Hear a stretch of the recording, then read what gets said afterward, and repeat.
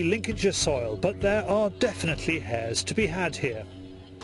Gary has the first flight. It's brown hares 1, eagles 0. Luckily it went downhill, so he got a bit of steam up. It popped up out of his feet and ran off, which is hunting, unfortunately.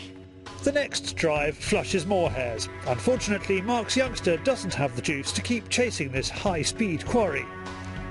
It was a shame about Mark's young eagle there. It was just too much for it with the wind that it's got. The wind's picked up a little bit, so trying to expect it to fly into that sort of heavy wind, it just took the speed out of it, and the eagle knew that he didn't quite have the power to catch up with the hare. The guys walk field after field.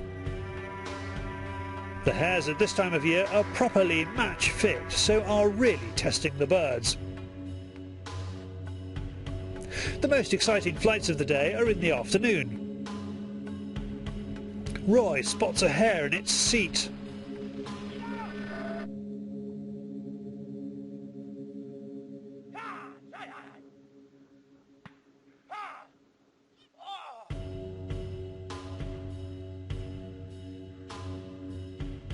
Let's watch that again in slow motion.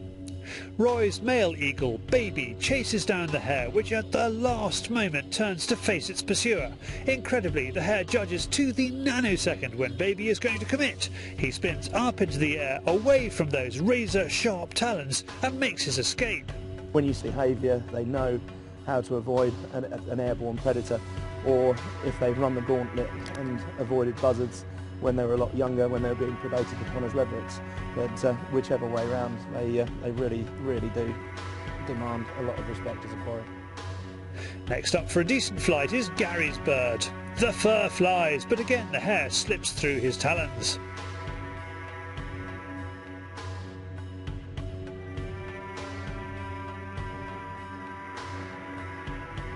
There are more close calls and all the birds get some hunting. It's really exciting stuff, but the hares have won today and Roy finds it with hunting there's always tomorrow, and after a misty start the Lincolnshire countryside clears.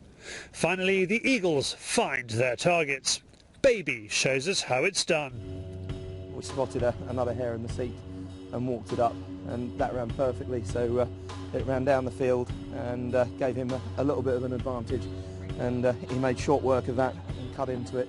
So again, when you see an experienced eagle fly, they'll go at it, cut round to the side and then come back into it, so it just puts the hare off.